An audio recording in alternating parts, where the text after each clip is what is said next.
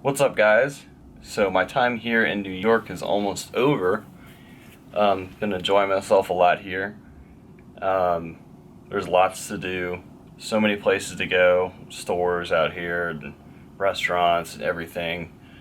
It does smell like cigarettes and garbage everywhere, but other than that, I really like it here. Hi, I'm Nick Lucas, and welcome to episode 2 of helping you to not screw this up.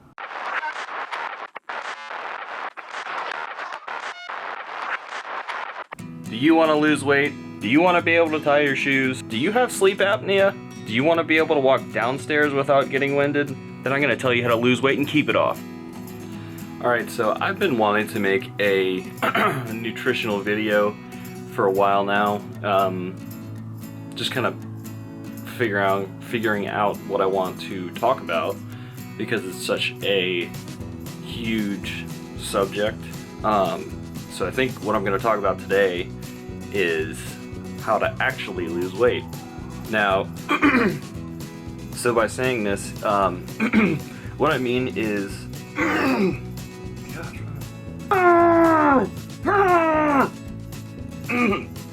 so what I mean by that is, I've been hearing so much of this, like, 30-day diet crap and these 30-day challenges with as far as the diet goes, and like, it's just ridiculous. If you're going on some kind of diet and you're gonna lose whatever it is, 10 pounds in 30 days or whatever, or 5, what are you gonna do after that? Like, what's your plan to sustain that weight loss? Are you just gonna go back to the way you're eating before, like crap? So my solution, which I think is a more sustainable one, is change your lifestyle. Change up how you eat in general. Don't just, plummet into like eating like 500 calories a day. You're gonna screw up your metabolism. It's not gonna be ready for that. And when you are finished with your diet and you go back to eating like you normally did, you're gonna gain more weight. You're gonna be even fatter than you were before. Okay, so everybody has a caloric intake which they maintain their weight at each day. So let's say, just for example, yours could be 2,500 calories will maintain your weight. Now, anything above that will be, and again, that's just an example, that's not for everybody. So anything above that, you would gain weight. Anything below that, you will lose weight. So if you take in 2,300 calories in a day, then you would start losing weight. 2,700 or anything above 2,500, you'll start gaining weight. Does this make sense to everybody? So, and then there's a lot of different tools out there. There's the IIFYM.com. There's MyFitnessPal is really good. Great for tracking your calories and your macros each day. I would suggest checking those out if you're not sure where your daily caloric intake would be at. As far as diet goes, don't set yourself up with a restrictive diet. And by restrictive diet, I mean, don't say like, oh, I can't have carbs, or I can't have, I can't have pancakes, or I can't have pizza, or cookies, or anything like that. You're not. If you eat a cookie during the day, you're not going to get fat. I promise you. And you can have these things, but don't be stupid about it. Don't just, eat smart. Don't eat like an idiot. You can't eat pancakes and cookies all day. So, and I think this type of diet, not dieting, but this type of diet is called flexible dieting, which basically, you account for what you eat. you can have pizza, you know, I'm just naming junk foods, or high caloric foods, which are like sweets or whatever. You can still have these things, but as long as you're accounting for it in your daily intake of your calories.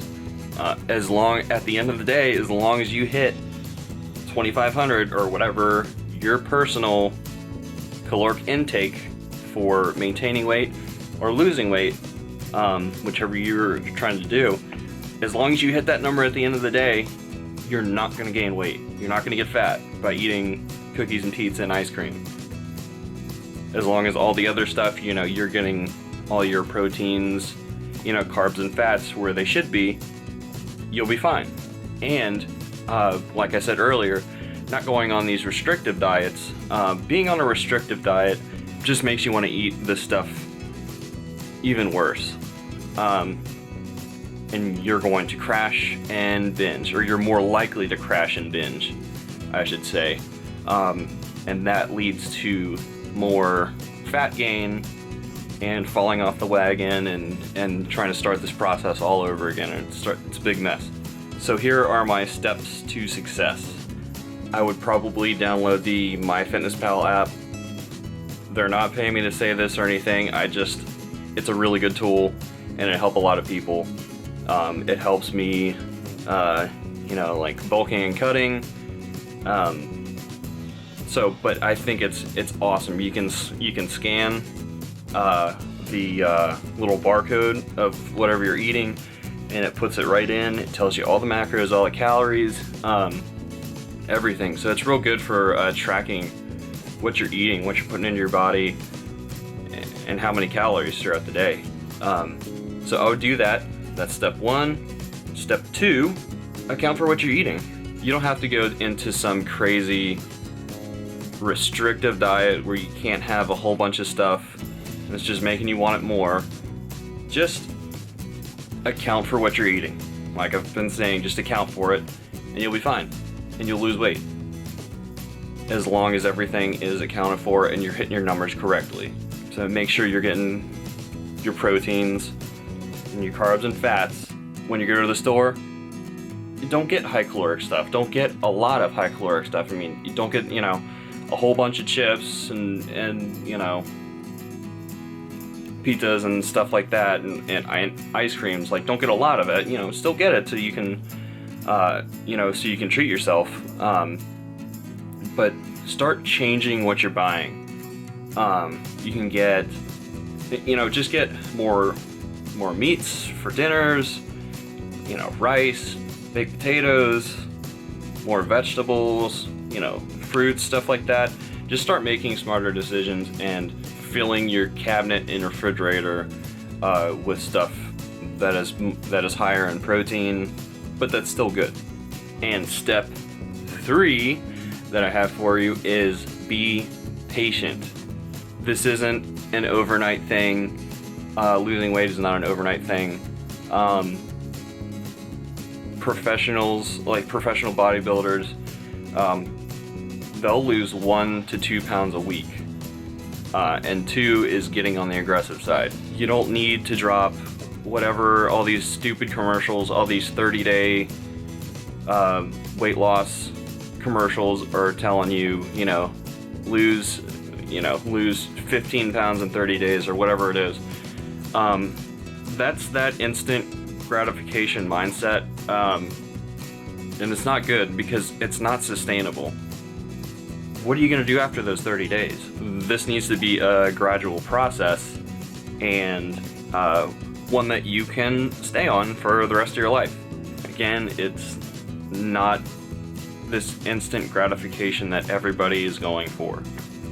You will get there and you will keep your progress. You'll keep the weight off and you won't gain it back like pretty much all these commercials want you to. That's really what it comes down to. It's not the quick fix. So I hope this video was helpful for you. I will have another one coming up soon. It will be 5 foods that you can eat that sound guilty, but they're really not. So this has been episode 2 of helping you to not screw this up. I hope you learned a thing or two. I hope what I said has helped you today and that you